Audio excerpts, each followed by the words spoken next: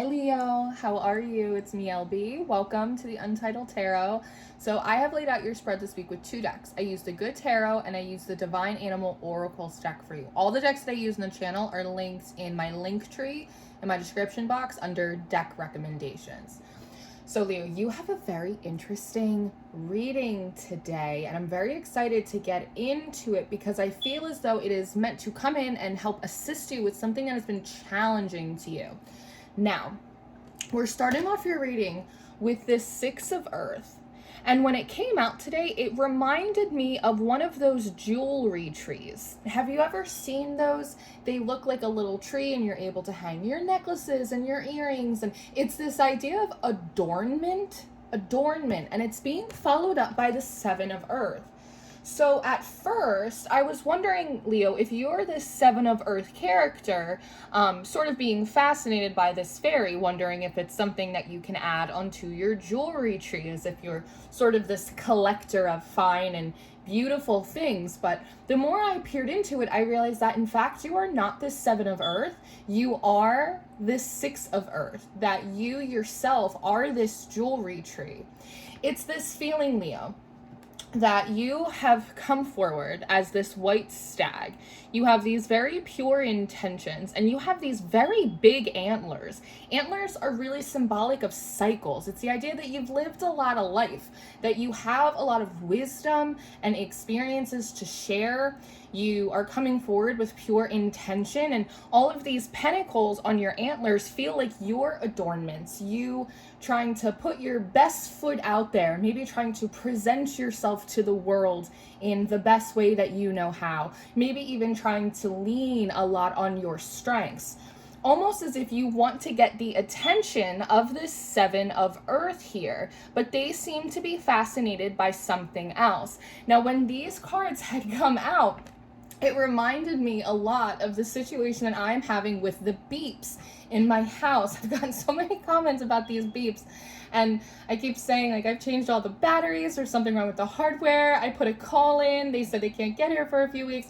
But it reminds me back in the day when I first started my channel and I was filming out in the woods and I was filming in my car, and even in the old house that I was living in, people would always make comments about the blinking light that was behind me.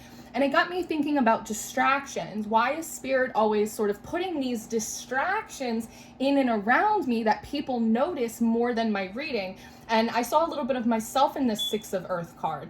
It's this feeling of, I am coming forward to you to try and help you. I'm just a girl standing in front of the internet trying to help you, trying to share messages and guidance, trying to allow Spirit to speak through me and get a message to you. But so many people are so distracted by the blinking lights or the fact that I'm in my car or the beeping that it's like they can't even hear the message. And you have the Nine of Earth coming up next, and it felt a little bit like me, right? Sort of hands clasped in prayer, like, please just listen to the message. Please just look at me. I have something that I'm trying to share with you.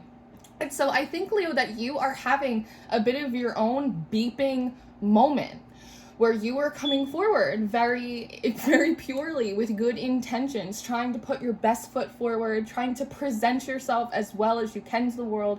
You have something that you want to share, but it seems like other people just aren't noticing you. Even all of your cards today, it's like they feel really sort of muted. And this character feels really, even though it's an Earth card, it feels really bright and fiery. And it's in its intention. Its attention is sort of kind of focused on that which appears more shiny, more magical, more vibrant, right? And so this Nine of Earth is sort of you staring at the object of your desire, whatever it is for you, Leo, and going, oh, could you please just notice me? I've really set up shop right here. I'm trying to get your attention. Will you please notice me? Now, the Page of Earth comes up next. And so, one, it's making me wonder if maybe this is something that you've experienced since childhood. I almost see this Page of Earth as playing dress up as a little kid, going, I have this really cool idea, or it's like wanting to share some kind of information or aspects of your imagination, something that you've created, a dance that you choreographed, a play that you put on, a macaroni necklace, right? But the Queen of Earth comes up next. And so there's sort of this turning away from all of this magic that you have to offer, right? It's the idea of those are childish things, Leo, which is funny because you rule the fifth house. That's exactly what you should be doing. But just turning away, those are childish things, Leo. This Queen of Earth is also bringing forward this energy of like perfectionism that, you know, in a way, like what you've always had to offer was maybe a little bit messy, or again, it's just more creative. It's not as refined. And maybe that's part of the reason why you're sitting in this Six of Earth, right? Incredibly refined with all of these adornments, every amenity someone would want or need if they actually took enough time to sort of look at you, right? But then the Two of Earth comes out. And so I'm wondering if, one, because of these experiences, Leo, you've learned to sort of tone yourself down and maybe just put what you have to offer or what you're trying to create out in front of you. It's almost the idea of, I have this idea, or how about you don't like that idea? That's okay. Like I have this one right here on the back burner. And then this Nine of Air comes out. This individual feels very busy, sort of looking down at you and going, oh, that's nice, Leo, but, you know, not right now. We don't have room for that right now. Because this first row up until this Nine of Air is all Earth cards, I'm wondering if this has to do with maybe even work for you, Leo, trying to present ideas or projects at a board meeting to your boss, to your manager. And I've worked a lot of jobs where I've had all of these great ideas and they're like, yeah, Lauren, that's nice. Like maybe one day, right? There's a lot of this energy here. But what shocks me is just how continuous it is, right? It's like, here I am, and they sort of just look over you. Here I am. No, Leo, that's not quite perfect enough. That's a little too childish. All right, I have these ideas. Let's lead with this. Now, we're kind of busy right now, Leo. We don't have that time.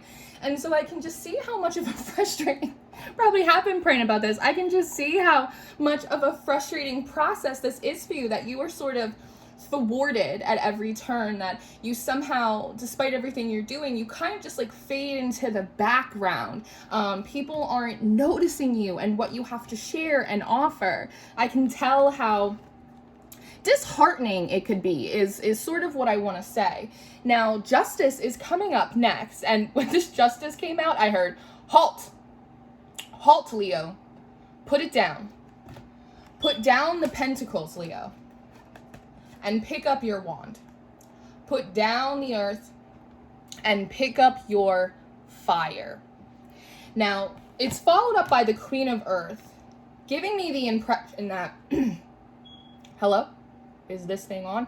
It gives me the impression, Leo, that, I don't know if this is, you know, a cry from heaven, or if this is just one of those like moments where you get a download or you just feel spirit pull on you, that it sort of just like stops you in your tracks. It kind of startles you. But it's this moment where you are being given wisdom that you so deeply need. And I think it's coming in before you become completely disheartened, before you completely throw in the towel. What I also like, Leo, up until this point, is that there seems to be no criticism on your desire to be acknowledged, your desire for attention. I think a lot of times in these readings, what comes out is the whole, don't seek external validation, right? You have to learn to love yourself. If people don't get it, then they don't get it. It's not a reflection on you. And like, there are aspects of this in your reading, but what I like is that there's no feeling of shame, that you're a Leo, that you want attention, that you want people to listen to you, that you want people to acknowledge that you are here in close proximity to them. I like that about this reading, but there is some wisdom that's coming in that says, Leo, halt, put down the pentacles for a second. No judgment on what you desire, what you want. Absolutely no problem. We have to go about it a different way, though, because obviously this isn't working. Now, Beauty, Swan is coming out. This came out when I first opened up the deck this morning, but I put it back in, telling myself if it's meant to come out in the reading, it'll come out in the reading. And we have this Beauty Swan card. So part of the wisdom that's coming through today from this Queen of Air is the idea of, see how she's blindfolded? Leo, they wouldn't recognize beauty if it was standing right in front of them. because it has been standing right in front of them and they're obviously not noticing it. She's blindfolded. The fact that she's also naked in this card as well gives me the impression of like innocence. It's not personal, Leo. They're doing it innocently. They're not intentionally trying to ignore you. They're not intentionally overlooking you, right? It's just the idea of they are like attracted to shiny things, right? Things that are bright and vibrant or exciting, or things that feel really, really perfect, or things that are already in alignment with what their priorities are right now. It's an intentional blind, or it's an unintentional blind spot. It's being done innocently, but it doesn't mean that it doesn't affect you or it doesn't bother you. Of course it would, but it's not personal. It's not a slight against you and how, adept you are, what you have to offer. It's just blind spots, right? And so with this Lovers card, there is this feeling of, Leo, you're not doing anything wrong. You're not doing anything wrong. You haven't taken a misstep. You haven't misjudged the situation, right? And part of what this love card is coming forward to me as is comfort. They're also saying, like, Leo, people like to stay within their comfort zones. For example, let's say your whole entire life, you were told that this is blue. What's blue? This is blue. This is what blue looks like. So your whole life, you go, when you think of the color blue, you think of this, right? And then you, Leo, you come along and you put this card in front of them and go, this is blue. And they go, no, it's not. This is blue. This is what I was told blue was. This is how blue has shown up in my life. This is what blue is. And you're arguing and going, but this is blue too. They're going, I've never seen blue look like that. It only looks like this, right? And so again, you're not doing anything wrong. You haven't misunderstood your assignment. You're doing what you're supposed to do, right? But if this is what they find exciting, or this is what they find perfect, or this is what they find to be important, it doesn't mean that you are not exciting and vibrant and perfect and important too. It just means that like they've never seen that color before. And like, what a shame for them, right? Like, it's more of an assessment on them than it really is on you. You just have a wider color palette.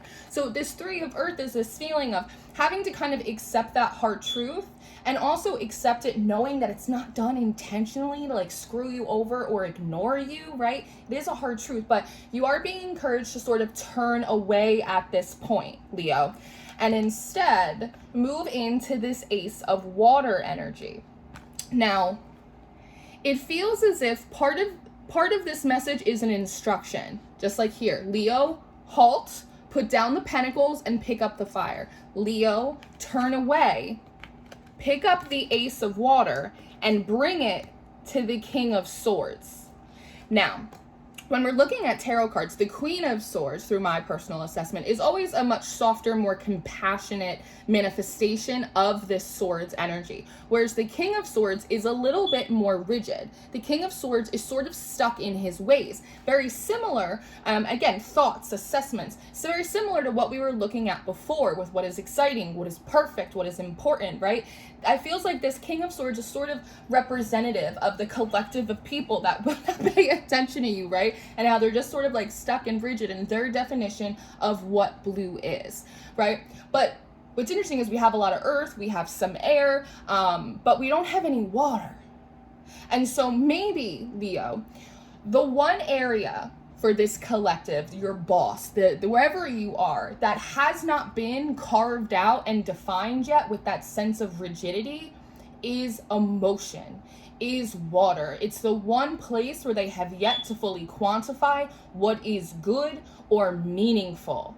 And that there might be an opportunity there for you to kind of move into a territory or an energy, some kind of landscape that has yet to been, I want to use the word colonized because I've been doing deconstruction for a long time, but it's not the right word. But it's just the one place that has not been accessed yet, right?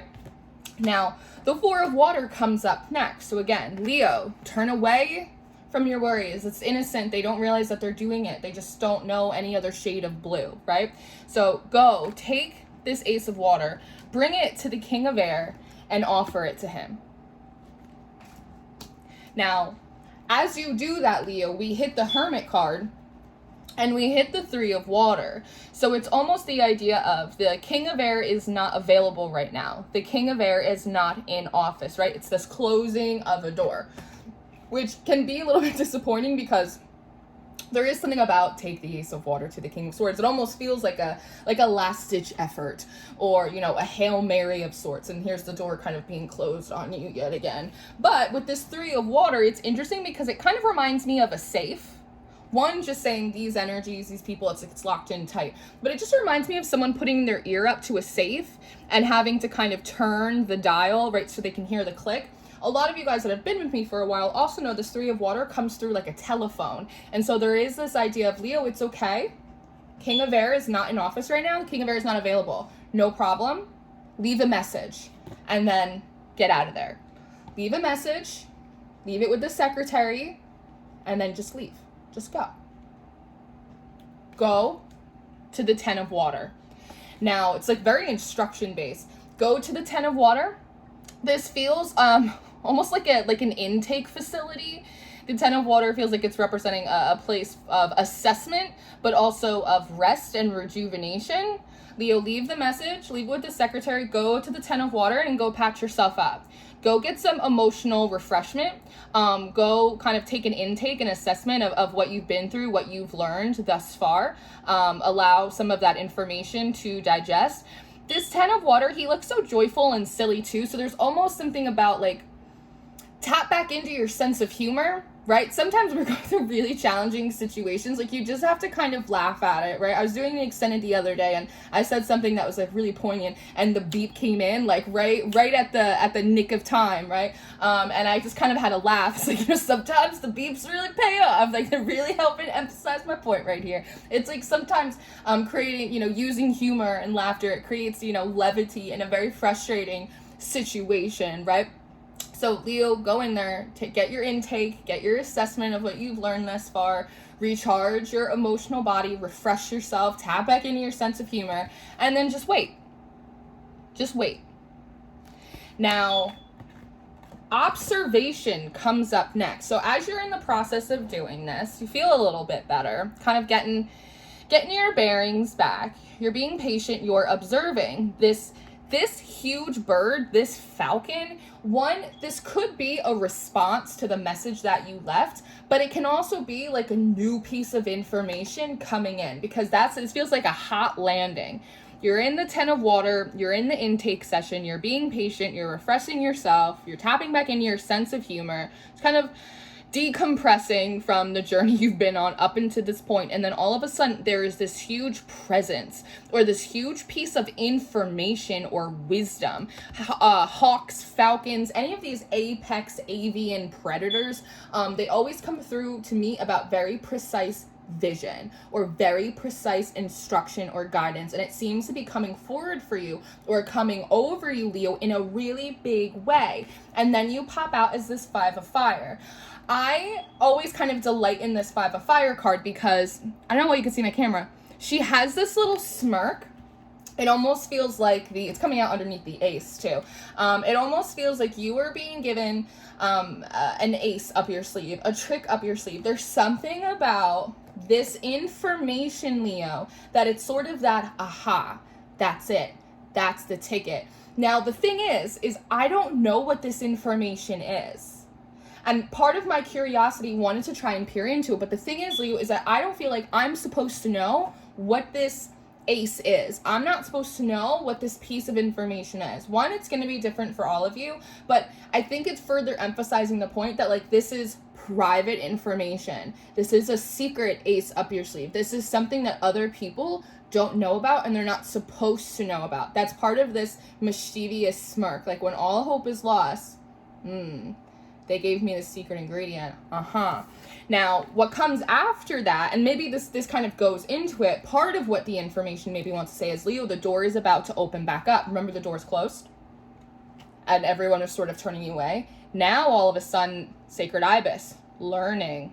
The door is opening back up. It almost is kind of reminding me of like the death or the wheel of fortune, how, you know, what goes up must come down, what is, you know, last will eventually be first. It's the cyclical nature of things, right? And as this door is opening up for you, Leo, we have the sun and the ace of earth, and the sun feels like it's an accompaniment to you, that you're being given this piece of information. You're also being told that the door is about to crack open for you in a big way. And as it happens, the sun is on your side. The sun is on your side. And as you step forward, you all of a sudden are in the spotlight. You now have everybody's attention. And what I love is that as you end is exactly how you started. You're both in this stag energy. But what I think is cool is you're not a white stag anymore. Meaning, one, it's not that all of a sudden you've become this nefarious character in your own story, but you obviously were moving forward with a lot of pure intention.